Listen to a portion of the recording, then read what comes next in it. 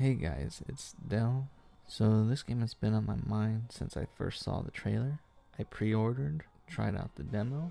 It came out not too long ago, and I just wanted to see what it was all about. It looked like a very fast-paced, like Doom type of gameplay, but you don't shoot, you just have a sword. And I can honestly say I was excited and hyped for it, and all I can say is that it continued to impress when I tried out the full game. I'm not a hardcore player in any way. I don't necessarily like super difficult games. I do, but it's not like something that's an absolute for me, you know. This is something that I feel people should just try out. Right? Well, I don't know if the sale is still happening, but I know that it was on sale for $23. I think the full retail price is $30.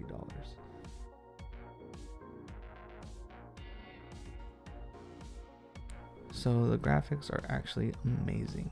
The way it looks doesn't match the price point, at least to my opinion. I feel like this, I mean, I haven't played the full game. This is still the first impressions, but I feel like this is something that people are going to enjoy for a long time, and I'm hoping that it gets popular enough to where it helps fund the creators and we can see something else from them, or like additional like DLC or something for this game, because honestly I'm with only an hour and a half, 2 hours into it, I am in love.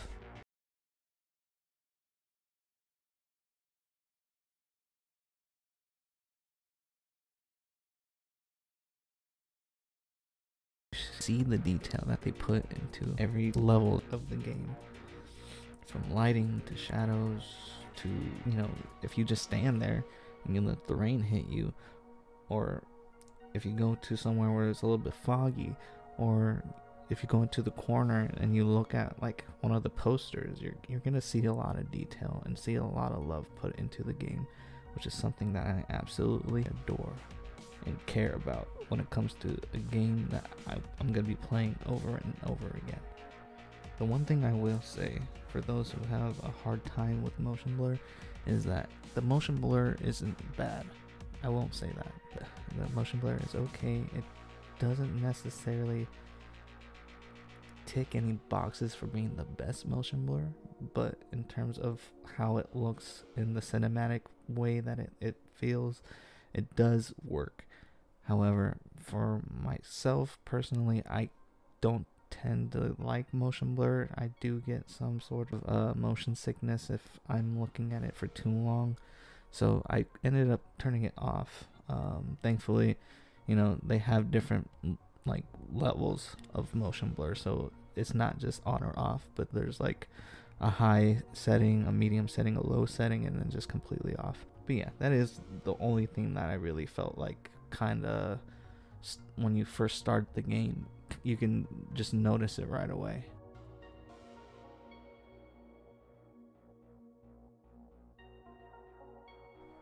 If you were to slow down and look at the dynamic way that they showcase this game, it just the environment just immediately shouts out cyberpunk, futuristic, bright, symbolism all over the place with the posters, on billboards, on walls, just everywhere. Storefronts, different languages, different things that you're gonna see, broken buildings, just the whole environment feels like it's a part of something. So next we're gonna move on to the gameplay. Like I said, if you are a fan of repetition, of going and doing the same thing over and over again, trying to get better at that one thing, and then getting that one thing done, and then realizing, okay, there's gonna be another goal I have to get to, and getting beat down until you figure out how to get past that point, and then if you like that sort of repetition, then this game is gonna be perfect for you.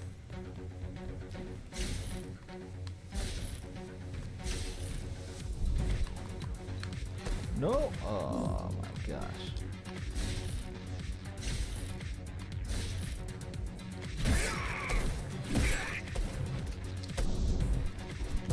Oh, that was my fault. I could have easily dodged.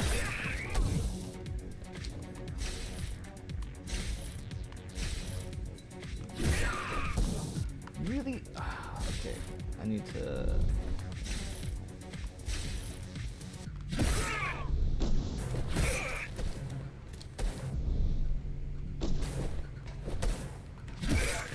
There you go.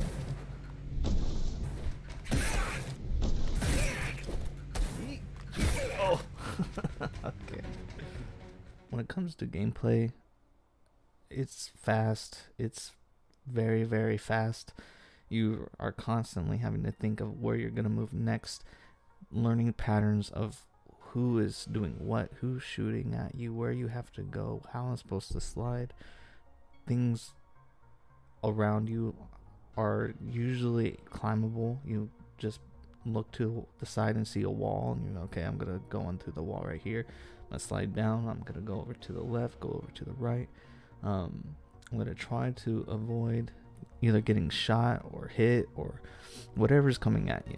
It doesn't apologize with how hard it is in some areas, with you running around, having to run on walls, go in circles, really understand the environment that you're in, and understand your abilities to be able to avoid being killed, because it's one hit and you're dead thing, right? One aspect that I do love though is that as soon as you die, as soon as you die and you press retry, you start off right where the checkpoint was, and the checkpoint's usually like right before you go against a room of people. So it's not like you're going way far back into the beginning of the level. It's literally as soon as you die, you go right back to right before you fought this group of people, this wave of people. That, and how instantaneous it is, it just makes it so that you can just do it over and over again.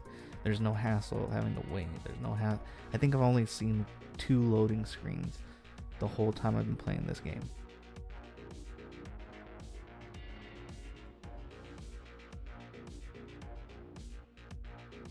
If I were to call a game this game something, I would be calling it slash and dash, because from jumping, sliding, wall running, slashing, dashing, you always are preoccupied with something that's happening right in front of your face. You're not just walking down a narrow pathway. You're always doing something, even when they're giving you information, letting you know what's happening in the story. Anyways, those are my first impressions of the day 1 release of Ghostrunner. Again, guys, it's a really amazing game. If you enjoy what you see in the gameplay that I have in the background, it might be a game for you. So check it out and have fun with it. Let me know how your experience with the game is and how you're feeling about it. Are you not happy with things, or do you feel like it's too hard? Do you feel like it's too easy? Let me know. As always, have a good one, guys.